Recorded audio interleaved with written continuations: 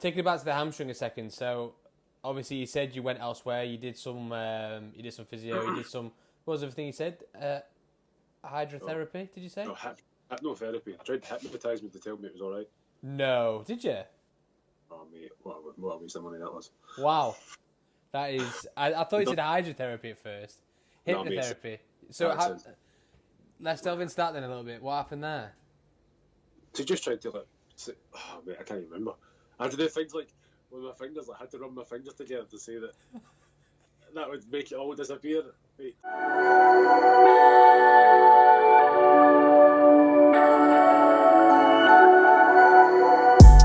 We're going. So, thanks for jumping on, mate. Really appreciate it, like I've already said before I hit record.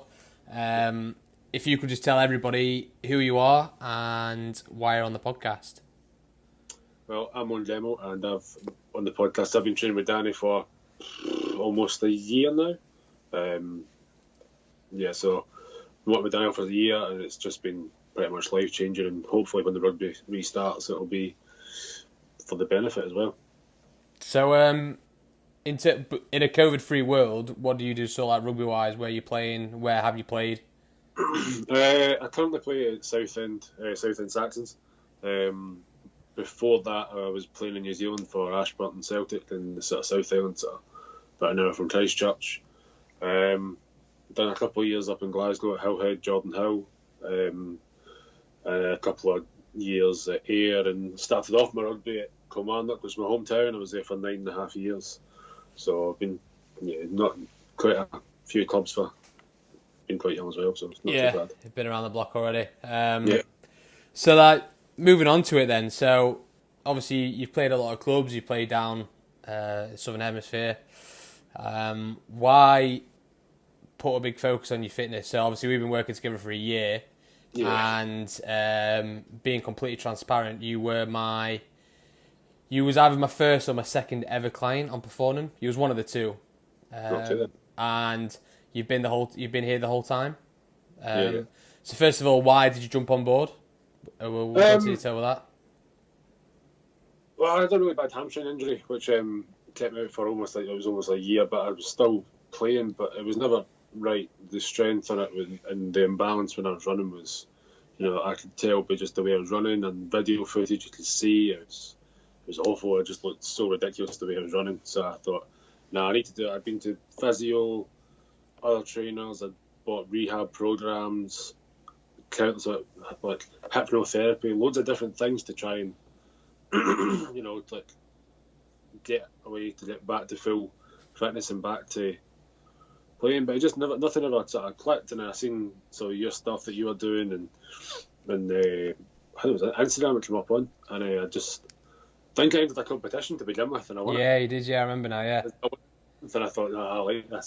So I thought, I'd rather pay £89 for good quality professional help than pay £30 a session for a PT that can just give you a hint. Oh, that's what you can do. Well, I can do that myself, mate. I don't need you to tell me what to do. Yeah. Professional help. So I thought, I'm going to go down this route, and I've stuck to it ever since, and it's been like religion for me. So I keep going and stuff like that, and I've been constant in my training, and the only days I've missed have been because I literally couldn't. I had a couple of days I missed because I had to isolate and just stupid little things like that. But it was to get back to fitness, and obviously it's better me. Like fitness wise, I feel a lot fitter. I lost 15 kilo, close to 15 kilo since starting, which is was my goals was to lose weight. So I've done it, and then I'm just gonna keep on going for here, because obviously when rugby restarts, it'll hopefully, like I said before, be for the benefit, and hopefully start in position for getting back into it with the rugby. I think it will. Taking it back to the hamstring a second. So obviously you said you went elsewhere. You did some physio. You did some. What was everything you said? Hydrotherapy? Did you say? No, hypnotherapy. I tried to hypnotise me to tell me it was all right. No, did you? Oh mate, what a waste of money that was. Wow, that is. I thought you said hydrotherapy at first. Hypnotherapy.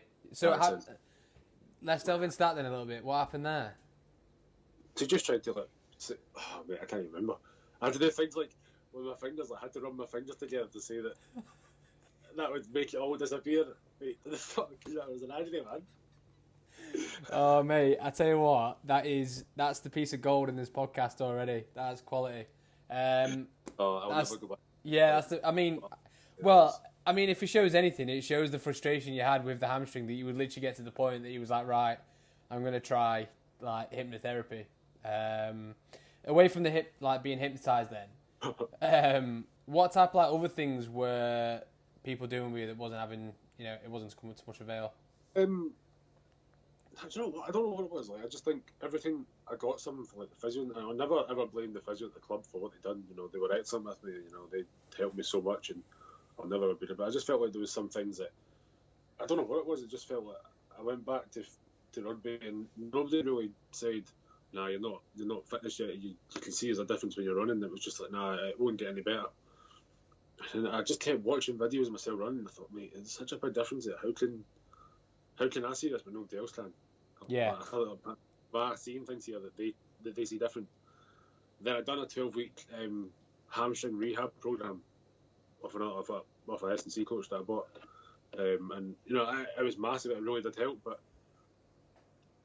I'm the type of guy that hates letting my teammates down, hates letting the coaches down and stuff. So I said I'd be off for 9 weeks. I wanted this done, so I'd done so many weeks of it, but I was still training in amongst it. So I did 9 weeks off of just doing this program for like 3 days a week, with other 2 sessions a week. And then they were like, "When are you coming back?" And this, that, and thing. And I was like, "Do you know what? I'm just going to go back. I'll be fine. I feel better." And things like that. I went back, and ultimately it wasn't. And I still think to this day, like, with a bad tear, I still think this day it probably could have had an operation on to maybe help it. But yeah, it was never officially diagnosed. There was no scan on it or anything. That was the no. I mean, I had bruising from the top of my leg down to my ankle. Yeah, I remember. Yeah, I think flicking back to when it happened, I remember obviously suggesting a scan, but when we first started working together, it was April, which means the hospitals were completely out of bounds because of COVID, as they have been for the majority of the year. Yeah, it was a year over since I tore it, because it wasn't. There was like, it would have been 2 years last week or something, or the week before. 2 years last week since I tore my hamstring. So I mean, that just shows how long it's been ongoing and persistent. Yeah. Even now, I think, that how many times I've texted you with a video saying, "Can you see the difference in that running?" And no, there's nothing there, and I'm convinced I can see it. Yeah, you do that, and I think, like you say, it is in your head. And for me, it's if you're struggling pain wise, then I'd always be like, okay, then stop. But I think it's probably, and it's a big thing with injury, like the mental side of it, of actually having to being able to come back, and it's that worry of reoccurrence. I think luckily what we did is we took it really slow. So if I remember, if I go back right to last April, we spent a load of time on pure isometric work, so single leg holds. Done about 8 weeks at rehab. Yeah, we just did like loads of like single leg holds and variations at different lengths, whilst smashing upper body work. Then I remember us going to some eccentric loads. So if you remember those RDL rapid drops, getting some good eccentric load through it. When I was happy then with the amount of time and the way that it was then moving, that's when we then started to get some more full range of motion through it. And then we went back to sprinting, and as you'll know, we sprint every week, at least once. And just for anybody listening who potentially has hamstring injuries, that's probably not the go-to method of treating them, because I don't know, what you have, what everyone has. But in terms of reducing the risk, we sprint every week, and this is why you'll have a sprint session every week, won't you? More or less. The last 2 weeks I never got to do it because I work and things like that. Well, but we'll always try and push some form of like high velocity work, just to make sure that the hamstrings in particular are getting used to that load of sprinting. So, luckily now we're all good. We're nearly out of the woods. Hopefully that when we get into playing rugby, it'll hold up.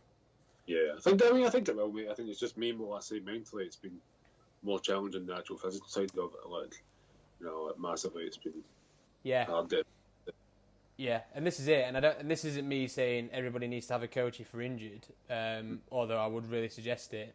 But it's not like you say there. It's not even the rehab side of it, is it? It's you being able to text me and say, "I think my leg's falling off," and me being like, "Oh, wait, mate, you're all right. Chill out," type thing. But it's a big thing because it puts you at ease. Yeah. Oh, massively, mate. And that was part of the reason I went to that hypnotherapy stuff, because I wanted to make my head to say that, right, it's actually not, you just overthink it and then you can rub the fingers together and, oh, yeah, can't feel it. Oh, shit, man. Can't believe I spent 70 quid on that. Like 70 quid. I was doing anything to get out of that. Yeah. Quality. Cool. So then, moving on, you also mentioned there that you've lost 15 kilos. Yeah. So let's touch on that then. So first of all, why did you want to lose a bit of weight? I wanted to be able to move a bit better. I always thought like maybe that was an issue with the hamstring as well, because I was too heavy to cope with the heavy load on top. But so I wanted to do that, but also like, I'm 6'2" and a bit, and I've always been sort of jumping in the line out when I was younger and things like that. A bit younger when I first came into adult rugby, and then I never really went into it when I moved up to Glasgow when I was playing up at Hill Head. So I played at number 8, so blindside flanker that was just made to carry the ball, and you know, I was a ball carrier non-stop, and I never really had that sort of line out, and I wanted to add it back. And I went to New Zealand, I moved from blindside and number 8 into second row, and you know, there's no point in being a second row if you're not really going to jump. It's one of the main roles of a second row. And I was jumping, but you know, I put on so much weight, and I just was like, it was difficult to learn. And the boys are always saying, okay, it's heavy to lift, whatever else, and I asked to come back. I came back to here, and I lost a bit. Put it back on, lost a bit, put it back on, and then I just thought, nah, enough's enough. This lockdown's the time to do it, because there's no point in rugby. I can really focus on it. I'm not exactly going to work, but luckily, well, obviously, I've got a gym at work which I've been able to go to and keep myself moving and stuff. And yeah, it was mostly just for my overall benefits, but I wanted to get back into being a line-out jumper, but still having that explosiveness and the carry and ball carrying and being able to carry the ball. I mean, the collisions, dominant with tackling and stuff. So that was the main reason behind it. So with that 15 kilos lost, then let's talk about the how. So you've mentioned there why, all great points. Let's talk about the how. So I'll let you touch on it a bit, mate. So how have we gone about it? Yeah, it's more just that calorie deficit, just sort of trying to eat less than what I'm burning, but that's harder than it is. Trying my best to do it, but I've set my calories at like 2,750, but I don't seem to ever hit that. Yeah. I seem to always go, but I still seem to burn more than what I'm doing. But I can't really go for I normally go for a walk at night, but it's been snowing all day for the last 2 days here. I went out for a walk earlier on and I fell my backside about 6 times. Yeah. Yeah. I mean, yeah, so like you just said there, so calorie deficit and tracking your calories, it is difficult, but in terms of the science, it's a no-brainer, because if you're eating less, then you're pointing out you are going to lose weight, and you've been testament to that. And I must say, like, you have literally tracked pretty much everything. The only thing I didn't track on my birthday and Christmas, I don't think calories count. Yeah, I don't think anybody counts calories on those 2 days, mate, so you're alright. So then, talk about that then. So you talked about the challenge of actually doing it then. So would you say the first big challenge is actually tracking it and keeping on top of that? Yeah, because tracking it's the big thing, because you can cheat yourself, can't you? Like, you can always go, oh, I've had a Mars bar, and I'm not going to track that. And I did this years ago when I was training my mates and stuff. We were trying to lose a bit of weight for going on holiday, and they would like put in everything. I'd be like, oh, I've had a Mars bar, no fucking chance I'm putting that in there. And things like that. And I would like cheat myself and like, you know, it's an extra 200 calories more, and you think, oh, I've burned this much, but you've actually counted that bit there. Just little bits were all adding up. So I got really bad. Like, I started like weighing everything out, and I'd never ever done that. And it was just like playing my health off. I've totally changed the way I've been. Like, weighing like chicken breasts out and stuff like that. I just thought, what am I doing here? Yeah. I don't know, like, guess. Sometimes I do guess, because like, I don't have the time to like what, and you just go with a rough estimate. Like, I think once you've done it a couple of times, you sort of get a rough idea of how much you're weighing and things like that. But yeah, it was it was a bit mental with it, a bit like sort of OCD with it. Yeah, it's the best way to use MyFitnessPal. Is that right, to do all that? Yeah, still do, mate. Yeah, MyFitnessPal, track all them, and then you can link that up to the app as well. It is a challenge, but like you say, I think if you probably look back at the work you've done to track all the calories and then say, right, well, you've lost 15 kilos at the end of it, you do it again. Would you say? 100%, yeah. Yeah. No, but I had like a Fitbit and stuff as well, so that was sort of tracking everything, like all my movement and stuff. Then my Fitbit broke, so I got an Apple Watch, which has been pretty bang on. Upgrade. No, massively, mate. Yeah. Fitbit's yeah. So, you talked about the calories being the struggle then. What about the actual food that you were having? Was there much change in the actual diet in terms of what you was having at breakfast, dinner, tea, or...? I never really... I stopped eating my breakfast and stuff, like, because I wasn't working with that, so I was getting up at 12 o'clock in the afternoon, so... Yeah, I think everyone was on first lockdown. Right, mate, it was great, I didn't mind it. Yeah. Lockdown was going on forever, to be honest. But, no, I was only joking, but I know I stopped eating my breakfast and I was getting up and drinking like a litre and a half of water, like straight off the bat. And yeah, that was like the main sort of start of the day was constantly. It was a bit challenging to begin with. I was like, I'm hungry, I could go have a slice of toast or that, but just put myself through it. And as it meant later on the night, I could have maybe like a little snack or whatever and not feel as guilty if I did go over. Which I probably did again, because I started eating my breakfast and things. Just going back to work, it's. My working that is quite stressful. Like when you get things chucked at you and called every name under the sun, you just want to eat because you feel terrible about it, man. Yeah. There's nothing worse than going to work and being called ginger all day. Do you know what I mean? Yeah. Yeah. But yeah, I mean, you've done well with it, mate. You've smashed it. So yeah, I mean, just touching on everything you've done with me so far. I mean, like, you know, you're a testament in terms of like actually. Because I can put a program down, I can give anyone a program, and I can tell anyone to eat X amount of calories. But end of the day, the buck stops at the person doing it at the other end. Yeah. And the fact that you're able to sprint at the moment, and you're able to say, right, I've lost 15 kilos, is down to you. So fair play. Other than that, mate, well, just to touch on, obviously we've had a bit of a joke, we've had a bit of a laugh. It's been good to hear, obviously, the things that you've done, and I think people will take some things away from it. And I think what people will take away from listening to this right now is actually the simplicity of it. Yeah. You know what I mean? There's nothing, we don't do anything that's like groundbreaking. Like, I've not come up to say, right, I've got this magic fucking formula that's, it's basic stuff. So just to touch on that, so I think people get from all that. Just overall, like, just to sum up your experience over the last year, I think would be good. What would you say? Oh, it's been last 18 years life-changing, mate. Like, I can't thank you enough for the help you've given us. Like, you every time, like, rugby players know so much in the gym. They know so much, but they don't, like I say, it's like getting professional standard coaching for good pricing. Like, you can't fault that. Like, you get players that think they know everything and everything. They do all these other workouts and stuff like that. If that's what they like, then fair play, go for it, crack on. But I was doing workouts that I thought were beneficial, and they weren't doing anything. My hamstring obviously wasn't getting any better from doing these things, and I was targeting my hamstring as much as I could, but nothing was just working. And then obviously you sort of helped along the way. So if anybody's looking for a top for a trainer on that, then no, I definitely recommend it. Would say go for it. Cheers, mate. I appreciate that. Finish off with these quick fire questions then. I've been thinking about some good ones. Number one. You are? No, but hypnotherapy, is it? Nothing about hypnotherapy now. Number one, what's your KD on COD? What's your kill to death ratio for anyone that doesn't play COD?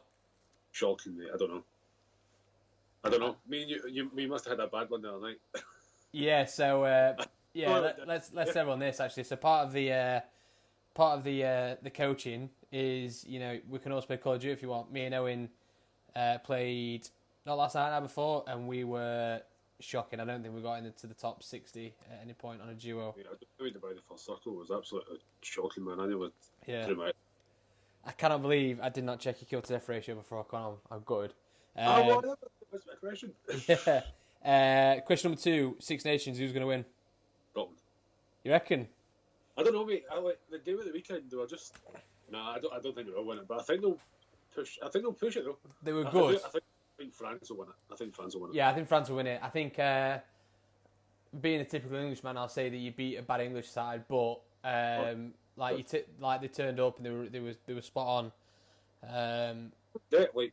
England picking the Sarries boys, but they're not playing. What's the point of picking them? Yeah. Absolute. Well, this is the argument, isn't it, that that's followed on. Scotland had more Exeter players in their team than England did. Yeah. Be interesting to see what happens in the next few. I couldn't get by it. I just think that Scotland were there and nothing to lose, so they've just went out there and they've hammered them in defence. Like, yeah. And England lost their own battle. Their kicking game's the best part of the game. Owen Farrell was shocking at it, and Stuart Hall, Finn Russell, they just beat them to it. Like Finn Russell, if he doesn't go on the Lions tour this year, honestly, I think he's been. I'll support South Africa. I'm not kidding. Well, he's been one of the best in Europe for the last 12 months, all the way through. I would say he's the best 10 in the world, and that's not me just being a biased comment. No, I would arguably agree. I don't see him better. Maybe Richie Moore in New Zealand. But. Yeah, no, he's last 12 months has been mega. And then just to finish off with last question, then 12 in a COVID. I'll rephrase this question. In a COVID-free world, where are you taking your rugby in the next 12 months? What's the aim? To be frequently starting for the team. I wanted to back into. You lost a few boys that played in the sort of back row, so I wanted back into the back row as a definite starter, and then keep my spot and hold it there and just stay injury free. Hope the old 3-string hamstring stays intact. Yeah. Doesn't explode again. It will do, mate. It will do. Well, thanks for your time, pal. Really appreciate it. People get a lot from that. So yeah, thank you.